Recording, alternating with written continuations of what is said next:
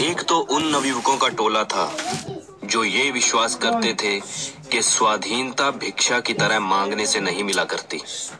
शक्ति का सहारा लेकर ही शत्रुओं को मातृभूमि से बाहर खदेड़ना होगा। उनका कहना था, भला कभी कोई प्रसन्नता से भी राज्य छोड़ता है? दूसरे दल वाले इस बात को नहीं मानते थे। वे दूसरे ढंग से विचारते थे। वे कहते थे कि आज हमारा देश सशस्त्र क्रांति के लिए तैयार नहीं है। इसमें सहस्त्रों लोगों का रक्त बह जाएगा और कुछ हाथ नहीं आएगा। इस समय केवल सत्याग्रह का हथियार ही चलाया जा सकता है और उसी के द्वारा सफलता मिलेगी। विदेशी वस्तुओं का और विदेशी शिक्षा का बायकॉट होना चाहिए। अपने देश की बनी हुई वस्तुओं का ही प्रयोग होना चाहिए। देश के बच्चे बच्चे के हृदय में भारत माँ को स्वाधीन करने की तड़प पैदा करनी चाहिए। इसी तरह एक दिन ऐसा आ सकता है कि अंग्रेजों को स्वयं भारतवर्ष से चला जाना पड़ेगा।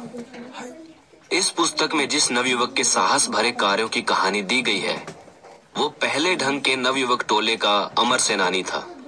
उसका नाम चंद्रशेखर आजाद था।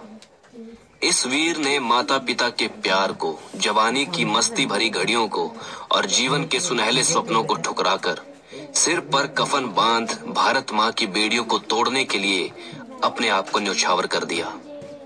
इस वीर सरीखे अनगिनत नवयुवकों ने हथेली पर सिर रखकर सशस्त्र क्रांति में भाग लिया।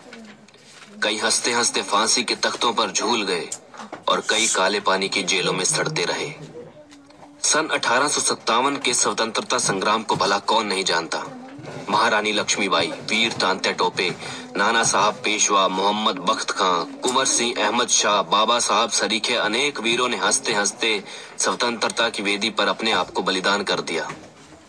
पंजाब से लेकर दक्षिण भारत तक देश के कोने कोने में ये युद्ध लड़ा गया। एक झंडे तले एकत्र होकर हमारे देश के सपूतों ने समुद्र पार से आए हुए गोरे फिरंगियों को छठी का दूध याद करा दिया। जन्म, ये सन 1905 की बात है। अलीराजपुर स्टेट में एक ब्राह्मण परिवार रहता था।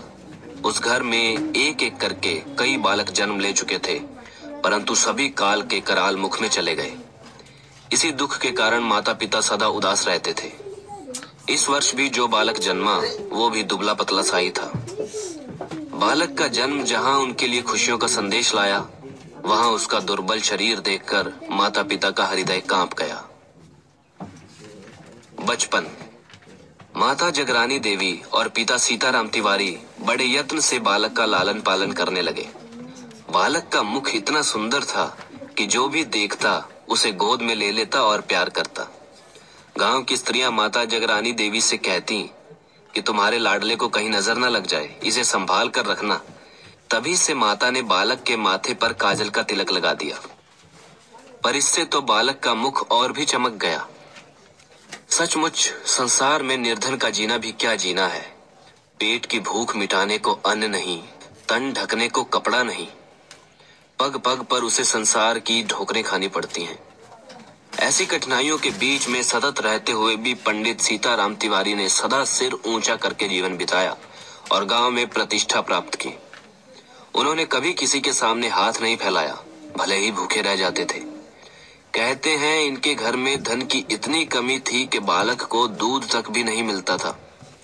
फिर भी माता बड़े यत्न से अपने लाडले को प्रसन्न रखती, उसे कभी उदास न होने देती। इस रियासत में उन दिनों ये प्रथा थी कि बच्चों को वीर बनाने के लिए बाघ का मांस खिलाया जाता था। बालक चंद्रशेखर को भी बाघ का मांस खिलाया गया। और किसी बालक में वीरता के अंकुर जमे हों या नहीं, परंतु वीर चंद्रशेखर ने तो इस विश्वास को पूरा कर दिखाया। एक बार दिवाली का त्योहार आया। चारों ओर जगमगाहट हो रही थी। एक स्थान पर बच्चे रंगीन तीलियां जला जलाकर खेल रहे थे। एक तीली जलाई जाती जो शीघ्र ही बुझ जाती, फिर दूसरी जलाई जाती। इस बीच तीली के बुझने पर छोटे छोटे बालक उदास हो जाते। ये देख चंद्रशेखर ने आगे बढ़कर 8-10 तीलियां इकट्ठी जलाईं, जिनका बहुत अधिक प्रकाश हुआ और ये प्रकाश बहुत देर तक रहा। ये खेल देख बालक प्रसन्नता से तालियां पीटने लगे। इतने में चंद्रशेखर के पास खड़े बालक ने देखा कि चंद्रशेखर की हथेली जल गई है। ये देखते ही उसका हृदय कांप गया और उसने शोर मचा दिया। अब सब बालक घबरा गए। उनमें से एक दो बालक किसी वैद्य को बुलाने गए, दूसरे अपने घरों को भागे ताकि किसी वृद्ध को बुलाया जाए और उसका हाथ ठीक किया जाए। चंद्रशेखर ने सबको पास बुलाया और हंसकर कहा, चिंता की कोई बात नहीं, ये सब अपने आप ठीक हो जाएगा। बहुत समय बाद तक भी चंद्रशेखर के हाथ पर वो निशान बना रहा।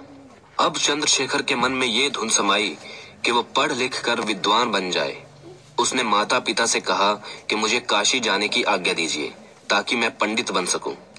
माता अपने लाडले को आंखों से ओझल नहीं करना चाहती थी, इसलिए उसे आज्ञा ना मिली। जो बात एक बार इस बालक के हृदय में समा जाती, वो उसे पूरा किए बिना चैन न लेता। जब उसने देखा कि माता पिता किसी तरह भी नहीं मानते हैं, वो एक दिन घर से भाग खड़ा हुआ। फिर वो लौटकर कभी नहीं गया।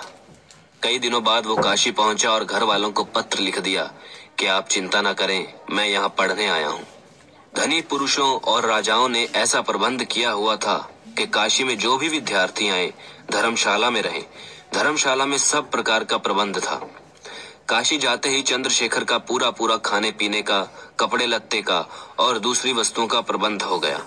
वो दूसरे विद्यार्थियों के साथ साथ अष्टाध्यायी, निघंटू और दूसरे ग्रंथ पढ़ने लगा। आगे सुनने के लिए पार्ट 2 पर क्लिक करें।